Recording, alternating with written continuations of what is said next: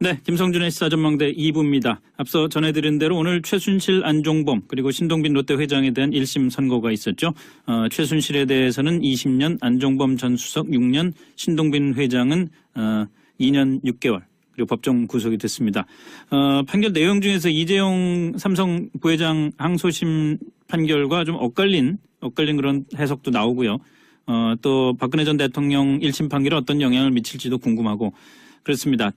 지금 더불어민주당의 박범계 의원을 전화로 연결해서 오늘 판결 관련해서 어떤 의견이신지 말씀 좀 한번 들어보겠습니다. 박 의원님 안녕하십니까? 네, 안녕하십니까? 최순실 선고 형량이 징역 20년에 벌금 180억 원. 지난번에 보니까 박 의원님이 최대 15년 예상하셨는데 어떻게 오늘 판결 선고 내용이 어떻다고 보십니까? 적절하다고 보시나요? 워낙 지난번 이재용 부회장을 석방했던 네. 고등법원 정영식 재판부에서 워낙 가슴을 졸였기 때문에 네. 제가 이제 간이 적어져가지고 15년으로 예상을 했는데요. 결국 20년형 사실은 형량 선고 직전에 제가 트위터에 네. 20년으로 나올 것 같다라고 했습니다. 그러셨어요? 정상적인 판결이라고 생각하고요. 예. 워낙 그때 가슴을 쓸어내지 못해가지고 이번 판결 보면서 가슴을 다시 쓸어냈습니다. 네. 자, 그런데 이제 구체적인 혐의에 대한 네네. 재판부의 판단을 한번 분석을 해봤으면 그럴까요? 좋겠는데요. 네. 이번 최순실 재판부도 삼성의 영재센터 후원금, 재단 출연금은 뇌물이 아니고 또 승계 작업에 대한 명시적이고 묵시적인 청탁도 인정이 안 된다 이렇게 했습니다. 네네. 이게 결과적으로 삼성의 부정 청탁이 없었다는 이재용 부회장 2심 재판부하고 같은 판단이라고 보여지는데요. 네네. 전체적으로 말과 관련된 최순실 딸인 정유라의 독일의 말과 관련된 72억은 다 뇌물이 인정이 됐습니다. 네네, 그렇습니다. 최순실과 박근혜 전 대통령 함께 공모 공동정범으로요. 네. 이거는 부정한 청탁이 없어도 뇌물수수가 인정이 되는 범죄로 인정을 했습니다. 네. 굉장히 정교한 법리를 구성을 했고요. 다음에 이제 신동빈 롯데그룹 회장과 관련해서는 제3자 뇌물수수 면세점 연장을 위한 부정한 청탁이 있다는 것을 인정을 했는데요. 예.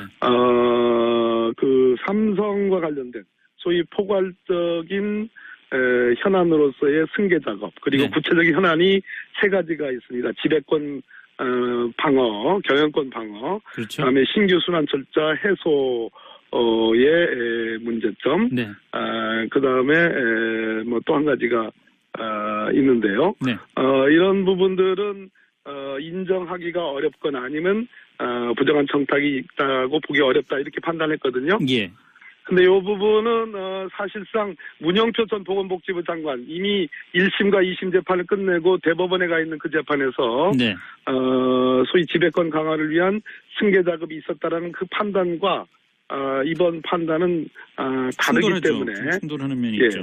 인정하지 않았기 때문에 그런 한계가 있어 보입니다. 예. 아마도 그러면 롯데와 이 삼성 경영권 승계와 두 가지에서 포괄적 부정한 청탁을 인정하지 않은 그 이유는 구체적인 설명이 좀 없습니다만은 네.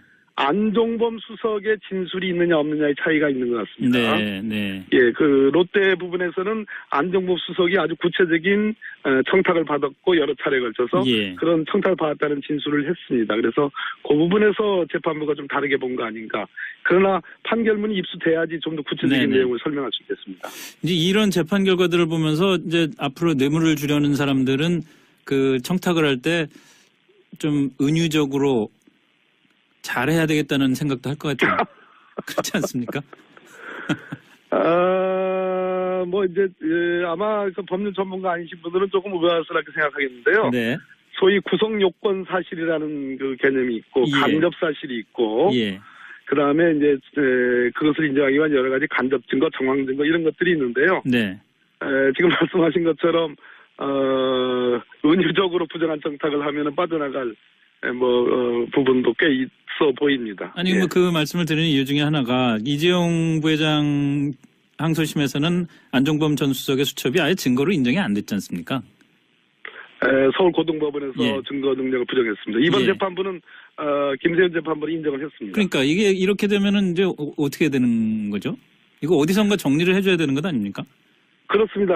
저는 이번 김세윤 서울지방법원 네. 형사 22부의 재판은 지난번에 이재용 부회장을 석방했던 서울고등법원 상급심이죠. 네. 고등법원 정영식 재판부의 재판을 한마디로 세상에 웃기게 만든 재판이라고 보여집니다. 네. 뭐 아까 말씀하신 것처럼 부정한 청탁을 삼성 승계자 관련해서 인정하지 않은 한계는 있습니다만 네. 대체로는 굉장히 면도날 같은 법리를 아주 정확하게 지적을 했는데요. 네. 특히 제가 주목하는 부분은 말과 관련돼서 꼭 그것이 꼭 명시적으로 명의를 이전해야지 소유권이 넘어가야지 그 뇌물이 성립되는 것이 아니고 네. 사용 권한과 처분 권한만 있으면 된다라는 대법원 판례를 예를 들었습니다. 네. 이 부분 하나 하고 양형과 관련해서 즉 징역 20년을 선고하는데 양형 기준을 언급을 제가 보기엔 두 차례나 했습니다. 예. 이 두 가지 점은 적어도 김세윤 이번 오늘 재판한 김세윤 재판부가 국민들에게 떳떳하게 나는 재판을 했다라는 근거를 구체적으로 명시를 함으로써 이러한 내용을 사실상 명시하지 않은 서울고등법원 재판을 참 세상에 우습게 만들어 놓은 거 아닌가 하는 생각이 듭니다. 그래서 바로 잡혔다는 측면에서 의미가 있다고 저는 생각을 합니다. 그렇다면은 그 이재용 부회장의 그 어차피 지금 대법원에 상고를 한 건데 검찰에서 네네. 혹시라도 대법원에서 파기환송 가능성이 좀 높아졌다 이렇게 볼 수도 있나요? 지금 세 개의 판단이 다른데요. 네. 제가 뭐 널뛰기 판결이라고 제가 말씀을 여러 차례 했는데요. 네. 자, 이재용 부회장에 대한 1심 판단과 2심 판단이 다르죠. 네. 지금 대법원에 가지 않겠습니까? 네. 그 다음에 문영표 장관의 2심 판단은 비슷하고 그것은 오늘 재판한 김세훈 1심 재판부하고 또 다릅니다. 그거는 경영권 승계를 인정을 했거든요. 예. 자, 오늘 김세훈 재판부가 사실상 국정농단의 본체 재판부입니다. 가장 최순실 핵심 사건 재판부인데요. 재판이니까요. 예. 네네. 뭐 곧 이어서 이제 박근혜 전 그렇죠. 대통령에 대한 선고도 있을 예정 아니겠습니까? 네. 오늘 재판은 또 그 두 재판하고 또 다릅니다. 그래서 각각 이 세 개의 서로 다른 기준들에 대해서 국민들이 상당히 지금 헷갈려하는 건 틀림없겠습니다. 네.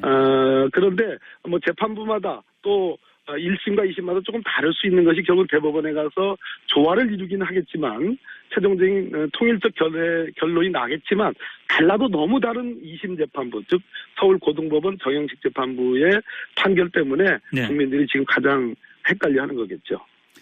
자, 이제 최순실 1심 선고까지 내려졌으면 이제 남은 3명 박근혜 전 대통령과 우병우 전 수석과 주원동 전 수석이 있는데 아무래도 네네. 관심사가 이제 박근혜 전 대통령에게 어떤 선고가 내려질지 아니겠습니까?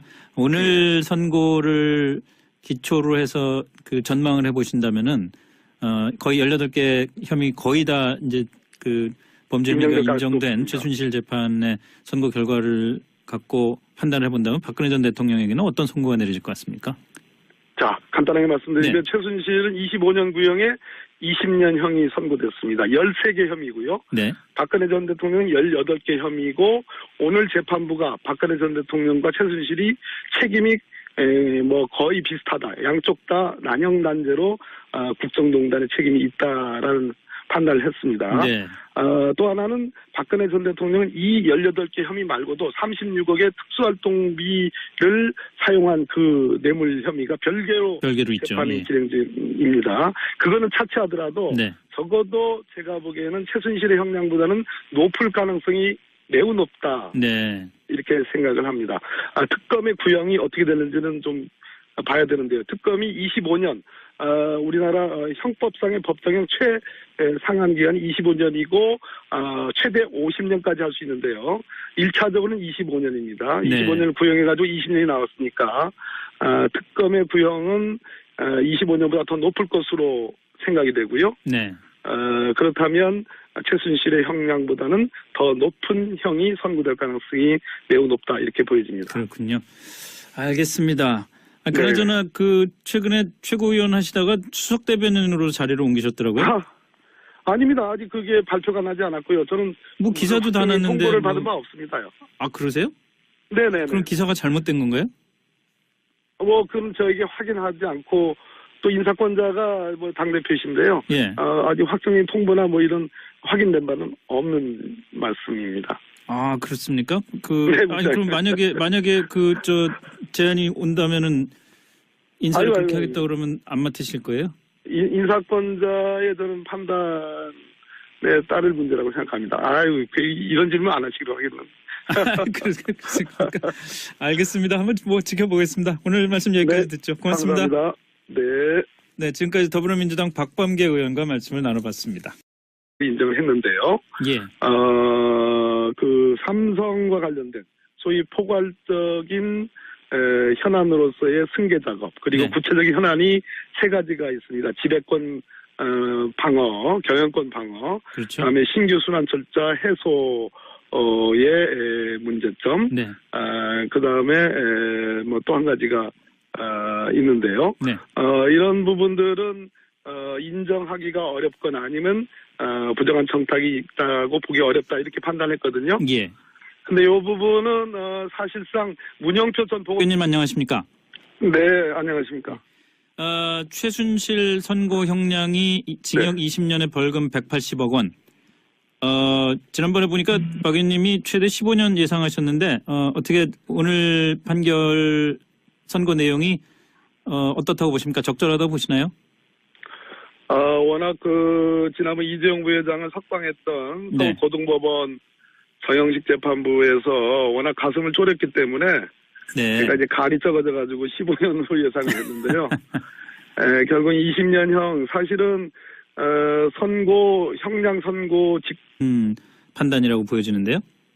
네네. 전체적으로 말과 관련된 최순실 딸인 정유라의 독일의 말과 관련된 72억은 다 뇌물이 인정이 됐습니다. 네네 그렇습니다. 최순실과 박근혜 전 대통령 함께 공모 공동정범으로요. 네. 이거는 부정한 청탁이 없어도 뇌물수수가 인정이 되는 범죄로 인정을 했습니다. 네. 굉장히 정교한 법리를 구성을 했고요.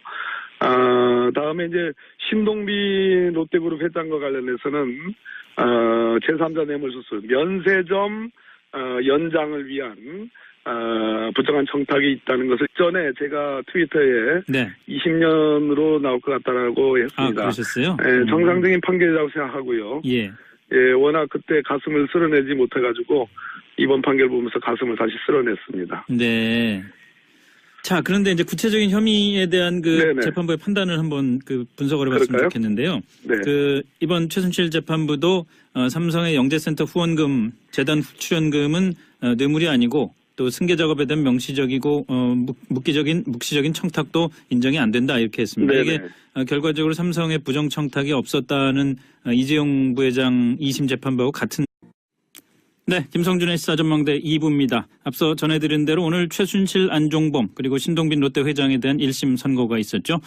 최순실에 대해서는 20년, 안종범 전 수석 6년, 신동빈 회장은 2년 6개월 그리고 법정 구속이 됐습니다. 판결 내용 중에서 이재용 삼성 부회장 항소심 판결과 좀 엇갈린 그런 해석도 나오고요. 또 박근혜 전 대통령 1심 판결에 어떤 영향을 미칠지도 궁금하고 그렇습니다. 지금 더불어민주당의 박범계 의원을 전화로 연결해서 오늘 판결 관련해서 어떤 의견이신지 말씀 좀 한번 들어보겠습니다.